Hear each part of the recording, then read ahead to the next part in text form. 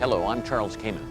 In 1954, a strange and mysterious creature emerged from the depths of Tokyo Bay and leapt onto the movie screens of the entire world. Nearly half a century later, Godzilla is coming to the acting capital of the world. He's hungry for new challenges and ready to make a big impression on the streets of the Big Apple. Not bad for a movie star pushing 50. Should never have had the eel for breakfast. Who suggested that? My whole concept was based on totally changing Godzilla. He's too fast! I wanted to start new, I had the idea for Godzilla like yesterday, and how would you do like a movie like this today? The task of reinventing Godzilla for a new generation fell to Rolanda Emmericha and Dean Devlin, the creative team behind Stargate and Independence Day. Their twin talents for taking familiar stories in new directions and destroying national landmarks put the duo at the top of the monster's A-list.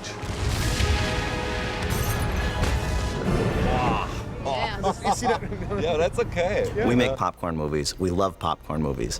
When you have that kind of passion for the films you make, there's a chance that that passion may become infectious.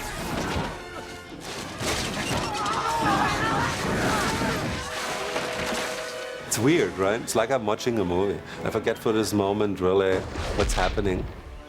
The film stars Matthew Broderick as a scientist hot on the tail of the rampaging Godzilla. Maria Pacillo plays a fledgling television news reporter receiving careful guidance from one of the medium's veteran anchors. Hank Azaria plays a New York news cameraman who's obviously had too many cups of coffee.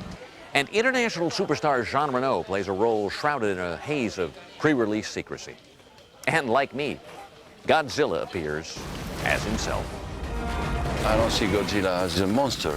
He's like a fish out of the sea. He's in the wrong world. The filmmakers started by giving Godzilla a complete tail-to-snout makeover, utilizing the latest in state-of-the-art visual effects technology. Our Godzilla's a lot leaner, that's the first thing. The exercise craze has even affected Godzilla. The man must be taking aerobics or step classes or spinning or something. When they made the Godzilla films, they were limited to putting a guy in a big rubber suit lumbering down a street because that's as far as they could go technologically at the time. Yes, it felt to me it was more respectful in some aspect to not try to alter the Godzilla that was done for generation and just step onto doing a new creature, a new direction. You still have the spirit of the old Godzilla within that new guy.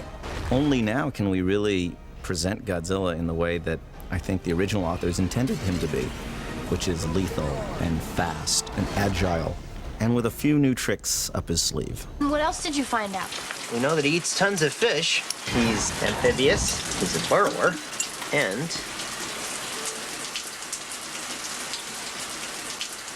he's pregnant. It makes perfect sense. Lots of animals travel great distances for reproduction. That's what he's doing in New York. He's nesting. Nesting? So after we kill the creature, then we'll search for the nest. Fire! Fire! It's kind of sad because it's not his fault, any of it. You know, he was made by us. The original Godzilla was made in Japan shortly after World War II, and obviously on the minds of a lot of Japanese people was about nuclear radiation and what had happened to their country after having two nuclear bombs dropped on them. And so it was that fear of what we have done to our environment and our world that could come back and haunt us. And so we wanted, in our version, to stay faithful to the origins of Godzilla. The first of its kind. He stands as tall as the Flatiron Building in New York City. From head to tail, his length matches the height of Tokyo's impressive tower. His foot is as big as this small temple. He can run as fast as this Shinkansen train, about 200 miles an hour. And his eyeballs are as big as this Chochin lantern. They say, well, he's 20 stories tall, but that's a little hard to visualize. I don't see it! This is the first time I thought, well, if his first foot is there, and the other foot's there, and the other one's there, and there, like the size of the gate. We act to nothing so much because they're all going to computer in later, Godzilla, and so we got kind of used to reacting to things that aren't there. Like kind of take it up is then the part when you like actually film it. I mainly kind of explain what he does. A lot for the actor is important where he has to look. And then it's their imagination what they do with it. Running would be a good idea. For cast and crew, working with the leading lizard was not always fun and games. In the case of Godzilla's radioactively mutated ego, size mattered. Who writes this? He gets a lot of attention. A lot. He has special needs. That's what they say. He has special needs, Godzilla. He has to eat fresh fish. He can't eat what everybody else eats. That's a lot of fish. Very difficult.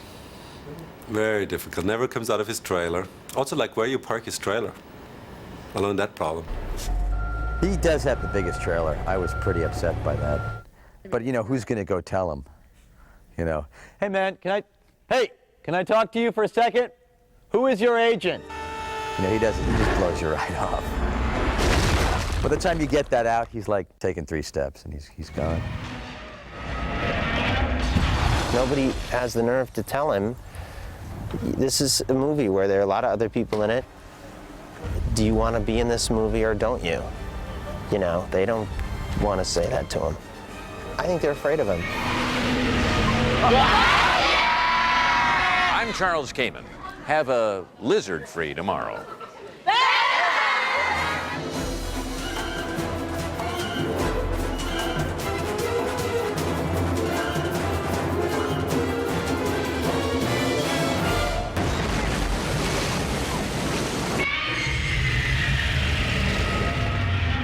Terry? Kamen. Yeah, look.